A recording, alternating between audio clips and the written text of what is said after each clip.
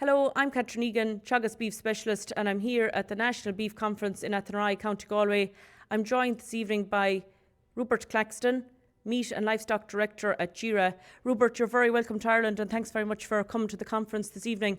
Can Irish farmers expect to see these high prices again in 2026 and beyond? Look, I think the high prices we see today are tremendously high, and they're going to ease off a little bit as we get into the first quarter of next year, but they're going to stay high. The world is tight of beef. It doesn't matter where I look, we're short of supply everywhere. US is tight, the demand is great. So I think this persists through next year with just a little softening off the peaks we see today. You mentioned the Mercosur deal in your presentation tonight. What impact will the Mercosur deal have for Irish farmers, do you see? Yeah, look, that's been on everyone's tongue. I was here in January and everyone was talking about it then. It is going to come into effect. We would expect to see that by the middle of next year. The reality is it's 100,000 tonnes.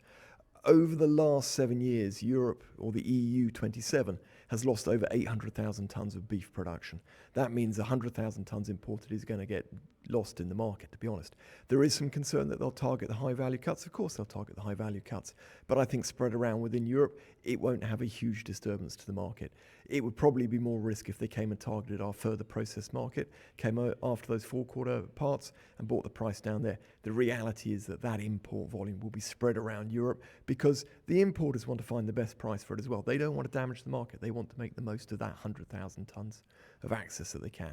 So I don't think it'll have a huge disturbance, but clearly we're going to see more of it over the second half of next year. That's great. Thanks very much, Rupert.